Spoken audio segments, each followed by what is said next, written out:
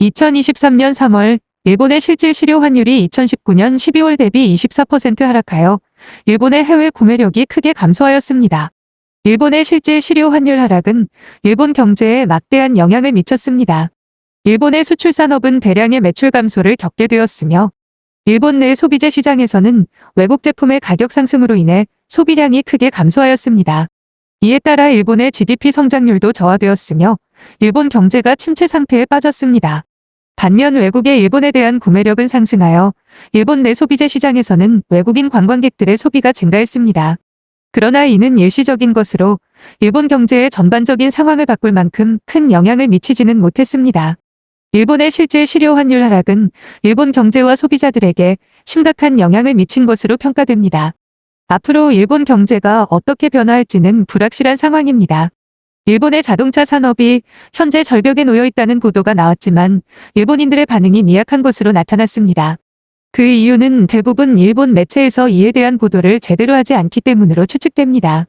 이번 상하이 모터쇼에서의 일본 자동차 제조사들의 실패는 일본 경제에 심각한 영향을 미칠 수 있는 상황입니다.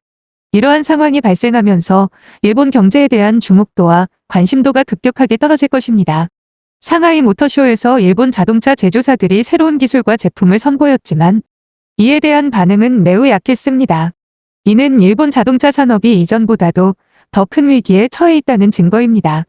일본 정부나 관련 단체들도 이러한 문제에 대한 대책을 마련하지 못하고 있다는 것이 현실입니다. 일본 자동차 산업이 어려운 상황에 처해 있는 것은 사실이지만 일본인들의 이에 대한 인식과 대처 능력이 낮아 이러한 상황이 계속되고 있습니다. 앞으로 일본 경제에 대한 관심도가 더욱 떨어질 것으로 예상됩니다.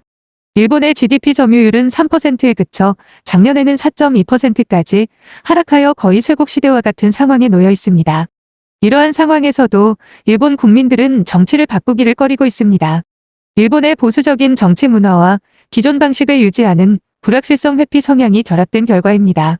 일본 정치는 대개 안정을 추구하며 새로운 시도나 변화보다는 안정적인 상태를 우선시하기 때문에 정치가 변화하지 않는 상황이 이어지고 있습니다.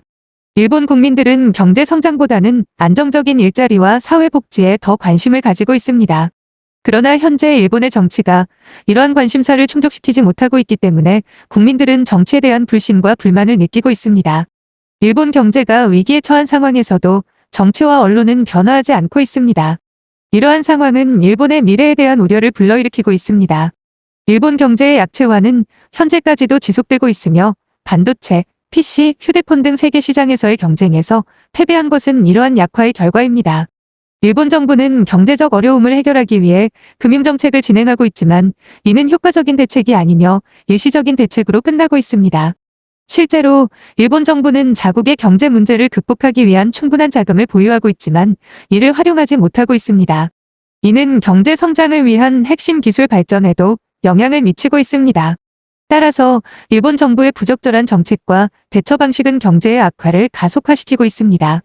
또한 일본의 기업들은 경쟁력이 낮아져 세계 시장에서 대체적으로 패배하고 있습니다. 일본의 기술력은 과거에 비해 현재는 큰 발전이 없으며 일본 정부의 무능한 대처 방식과 기업의 경쟁력 부족으로 인해 악화되고 있습니다. 이러한 상황에서는 일본의 경제 성장이 기대되기 어려울 것입니다.